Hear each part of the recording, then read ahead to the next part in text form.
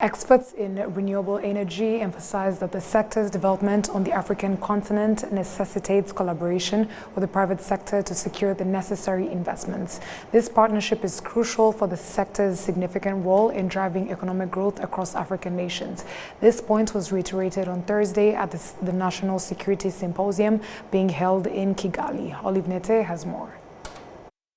On the second day of the conference, discussions centered on the global energy crisis and transitions, evaluating the current threats and opportunities for Africa.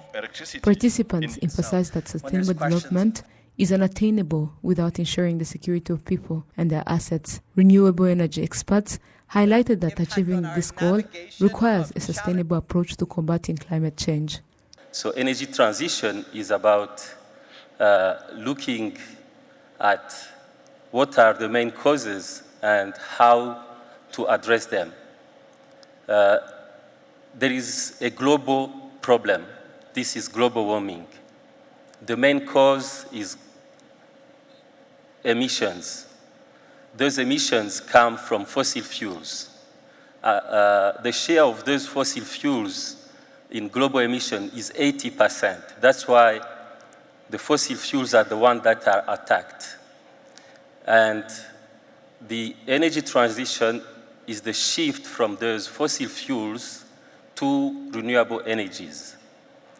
So after the Paris Conference of Parties, the COP21, all the African countries submitted their non-determined contributions, which are non-binding commitments to reduce. So by 2019, all of them had submitted their contributions. And if implemented, those contributions would allow to reduce by 40% the current emissions of Africa. The Ministry of Infrastructure stressed that since June 2023, they have decommissioned the fossil fuel power plant, ceasing its operations as a base load due to its high costs and environmental impact. The country is now prioritizing energy sources that do not pollute the atmosphere, focusing on renewable energy from water and solar radiation, as well as clean energy from methane gas.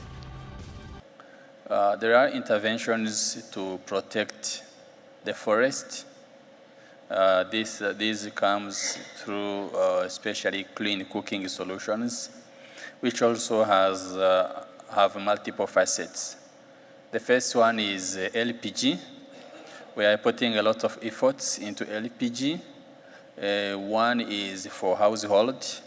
Even in July 1st, we are launching a project to provide LPG facilities for 50,000 households.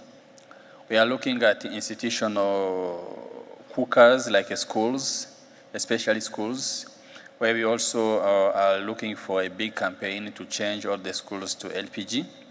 The second one to protect forests, beside LPG, is efficiency.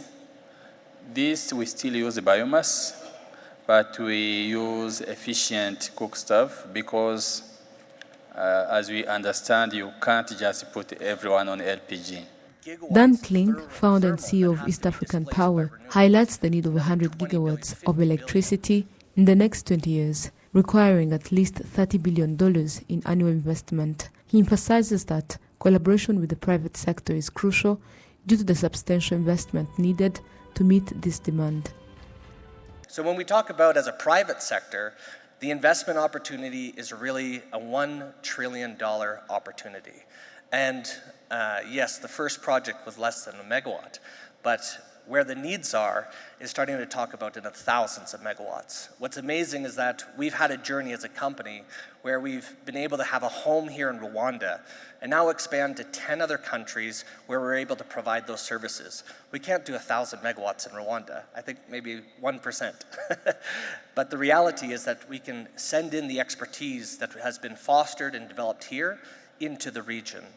Rwanda is doing something absolutely amazing where the private sector is invited at the policy level in sector working groups, where we're able to have a dialogue and an input on what that energy generation mix is. So if we look across the continent, 55% of the new generation that will be coming forward is positioned for solar and hydropower technologies. This is amazing. this is a great opportunity for Rwanda to expand its exports. Currently, 80% of households in Rwanda have access to electricity. Minister Jimmy highlights that one of the main challenges is the high cost of electricity. However, he notes that several projects are underway to reduce these costs. Rwanda's ongoing project aimed at providing environmentally friendly energy are expected to significantly reduce the high cost of electricity. Currently, about 600 million people in Africa lack access to electricity, and approximately 800 million still rely on firewood and charcoal, which emit more carbon and harm the environment. Renewable energy experts suggest that continental collaboration is essential to bridging this energy gap. Olive Nete, RTV News.